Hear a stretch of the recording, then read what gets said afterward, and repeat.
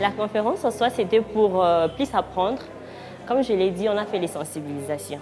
Et il y a eu des animatrices communautaires, mais elles ne sont pas trop calées dans les domaines.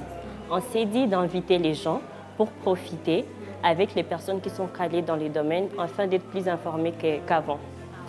Alors nous sommes venus partager avec les jeunes, notamment sur la prévention, sur le dépistage et la qualité de vie pour prévenir le cancer du sein. Premièrement, j'ai compris que plusieurs personnes n'étaient pas informées sur la question. Mais deuxièmement, personnellement, ça m'a permis de comprendre que notre santé, c'est à nous d'en prendre soin. Donc, si on ne prend pas la décision de se faire dépister, d'aller à l'hôpital pour faire les check-in et tout, on risque de s'exposer et de risquer d'avoir des conséquences plus graves que ce qu'on pouvait avoir. Je viens d'apprendre beaucoup plus sur ce qu'est le cancer du sein, quelque chose qui n'est pas, un sujet qui n'est pas courant dans notre environnement.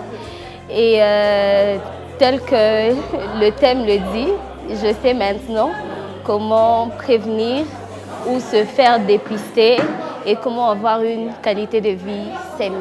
J'ai compris que le cancer du sein constitue un grand danger, surtout pour nos mamans, malgré que les hommes aussi en font partie. C'est un grand danger et on devait en savoir plus toujours pour savoir comment dépister ça très tôt et comment prendre les mesures de traitement et consorts. Les hommes sont aussi concernés par le cancer du sein, même si c'est à un nombre très réduit comparé aux femmes, 1% seulement contre 99%.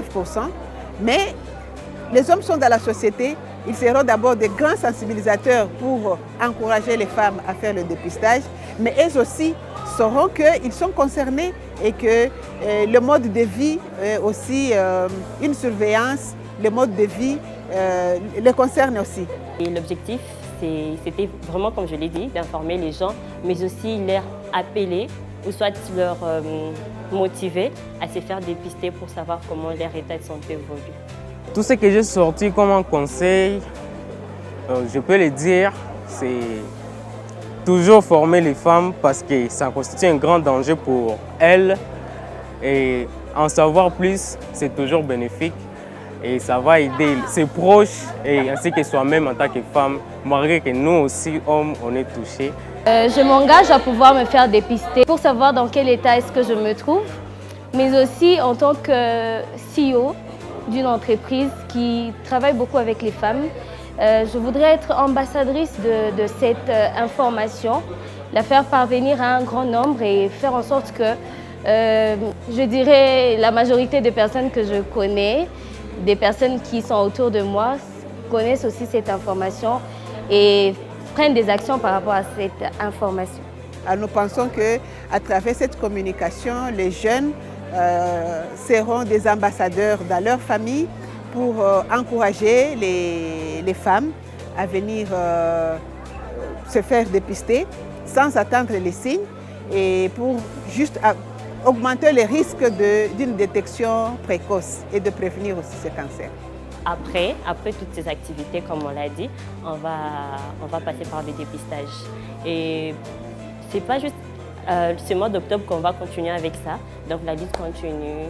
Il y aura toujours des personnes qui auront besoin des informations même après. On ne va pas mettre un point sur ces projets.